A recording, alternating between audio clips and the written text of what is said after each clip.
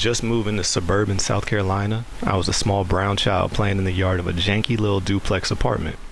Now, on the same street, only a few houses down, there were other small children, who did not look like me, mind you, in skin tone, who were also outside, playing, as children used to do.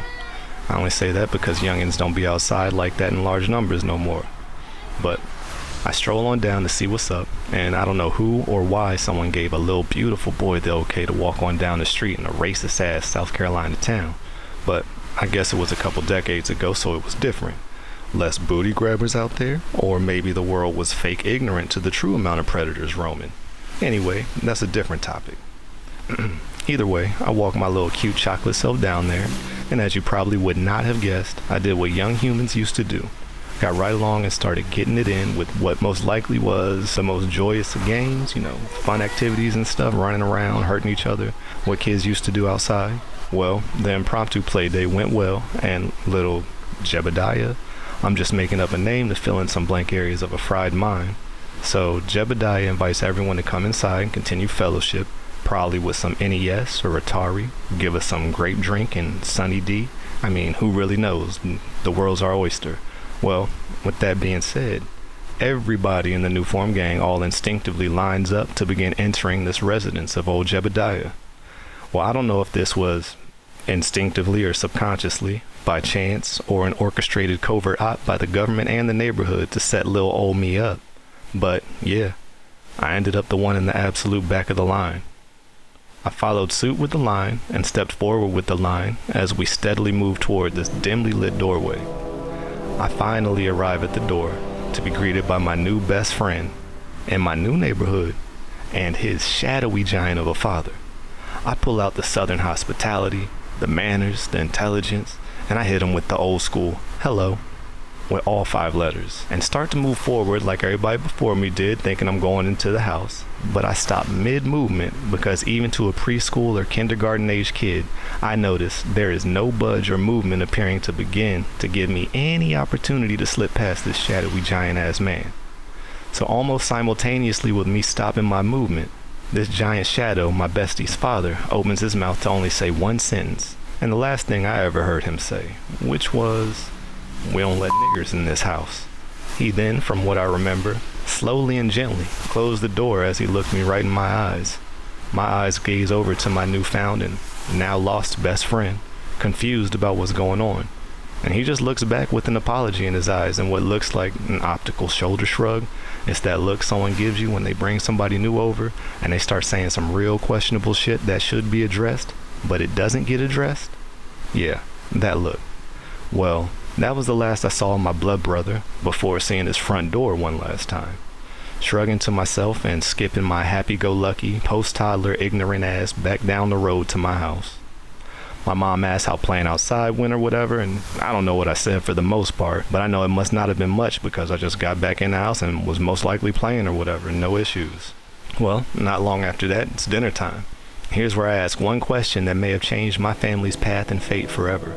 The question I asked, as you guessed, was stemmed from the encounter with this shadowy man after kicking it with my gang. Now, before I get into it, I don't know if you could guess, but most young children, including me at the time, have no real experience or knowledge of racism yet. They hear about all this stuff and kind of see it as jokes, but no one really sits them down to explain it to them until they get a little older and their comprehension gets a little bit better. But everything that happened to me was just one question or inquiry away from lighting a fuse and setting some shit off. Well, unknowingly, I did it, and I lit this fuse. I asked it right there with no hesitation and no fear, because I was hard as nails, 10 toes, since birth. I simply said, "Ma, what's a nigger?" I'm assuming dinner came to a screeching halt or something, but the next thing I remember is being asked, "Where'd you hear that?" I'm not sure the tone that was used because my memory's a little fuzzy. I may have took a blow for even repeating it, but that's just the last thing I remember is, "Where'd you hear that?"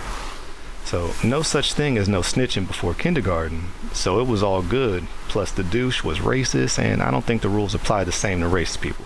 So anyway, I told the story of the gang, how we were kicking it and shit around the way, all the shit we were doing out there, and oh yeah, about the shadowy man who ain't let me in.